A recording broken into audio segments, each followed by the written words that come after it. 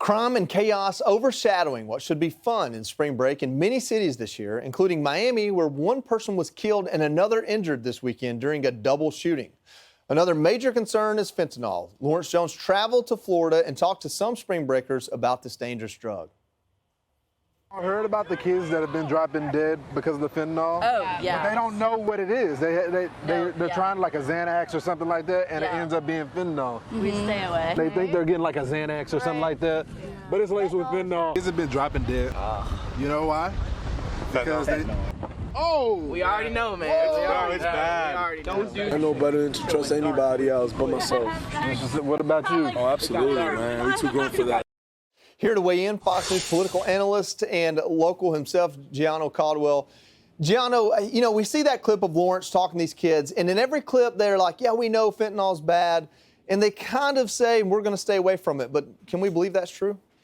Well, no, not really. I think Miami Beach has become such a safe haven for drugs, prostitution, and now we see a lot of violent crime that is occurring right here. And we know from reporting, in 2021 became the first time in American history where we saw over 100,000 Americans have died from an overdose of a drug. Fentanyl happens to be the one drug that teenagers specifically, which is a lot of these spring breakers and some that are in their early 20s, that's the fastest drug that's creating these overdose scenarios for young people. So I think when it comes to government officials here that know they have a community where people thrive on the party culture, and a part of that party culture is typically drug use, there needs to be some tightening down of what's going on in Miami Beach. Even me, I went and visited Versace Mansion afternoon, actually, with some friends. Shout out to the Versace Mansion. Those are good people over there. But I went to visit some friends, and we're in a car where this black SUV pulls up. 3-4 guys are hanging out of the window, and I had to pull back because I thought they were going to pull out guns and start shooting. That's become what's known of South Beach now, not a place where locals like myself who live in Brickell would want to go and be safe. And that's unfortunate. Yeah, real quick here, we talk about this tens of thousands of people coming into Miami. Do you feel like that the local law enforcement, even the state law enforcement, is enough?